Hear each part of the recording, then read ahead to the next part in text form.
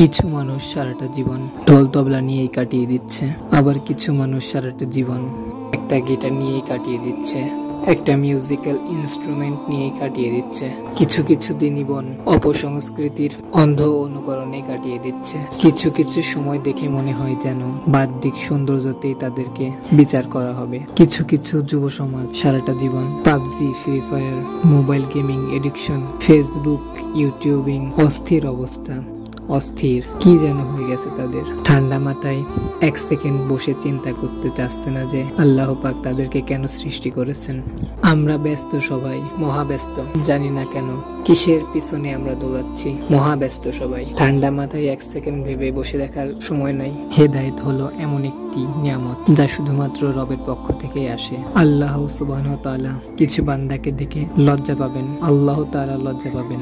তাদেরকে শাস্তি দিতে আল্লাহ পাকের লজ্জা বোধ হবে। কারা সেই বান্দা যাদেরকে শাস্তি দিতে আল্লাহ পাকের লজ্জা বোধ হবে? আল্লাহু আকবার। তারা সেই সব মানুষ যে কালো চুল, কালো দাড়ি নিয়ে আল্লাহ পাকের ইবাদত শুরু করেছে এবং ইবাদত করতে করতে সেগুলো সাদা হয়ে গেছে, সুবহানাল্লাহ, বা শায়েক হয়ে গেছে। শায়েক অর্থ কি? শায়েক অর্থ অনেক রকম হতে পারে, যেমন শায়েক মানে পণ্ডিত, শায়েক মানে স্কলারও হইতে পারে, শায়েক মানে কিন্তু বৃদ্ধও বটে। তো আমরা দোয়া করি আল্লাহর কাছে আমরা যেন তার ইবাদত করতে করতে শায়েকও হতে পারি, আমিন। আল্লাহ তাআলা হেদায়েত এবং বুঝ সবাইকে দিবেন না। আল্লাহ পাক যে আপনাকে এই কথাটা শোনার তৌফিক দিয়েছেন, আপনি সৌভাগ্যবান। ফা ইন্না মাআল ইউসরি ইউসরা, নিশ্চয় কষ্টের সাথে আছে স্বস্তি। আল্লাহ পাক আমাদের এই যুবক বয়সের ইবাদত খুব পছন্দ করেন। আল্লাহ পাক আমাদেরকে এই যুবক বয়সে তার ইবাদত করার তৌফিক দান করুন, আমিন। এবং আমি বিশ্বাস করি নিশ্চয় তিনি আমাদেরকে তার দিনে সঠিক পথে চালিত করবেন ইনশাআল্লাহ। এবং এই সেই জামানা, যে জামানার কথা মুহাম্মদ রাসূলুল্লাহ সাল্লাল্লাহু আলাইহি ওয়াসাল্লাম বলেছিলেন, এই জামানাতে ঈমান ধরে রাখা হাতের উপরে জ্বলন্ত কয়লা ধরে রাখার মতো হবে। এই সেই জামানা।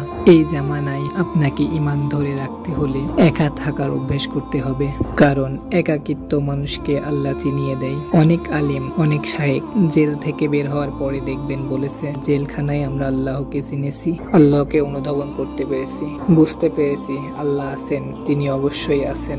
তাই একাকিত্ব একটি অনেক বড় নিয়ামত যা শুধুমাত্র রবের পক্ষ থেকেই আসে।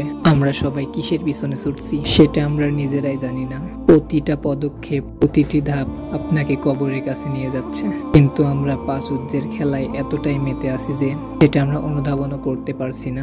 কোথায় এর শেষ? শুরুটা অনেক আগে হয়ে গেছিল, শেষটাও আমাদের সামনে, কিন্তু আমরা এই পাঁচুজ্জের খেলায় এতটাই মেতে আছি যে সেটা অনুধাবন করার মতো সময় আমাদের নেই। কিন্তু মৃত্যু আমাদের খুবই সন্নিকটে।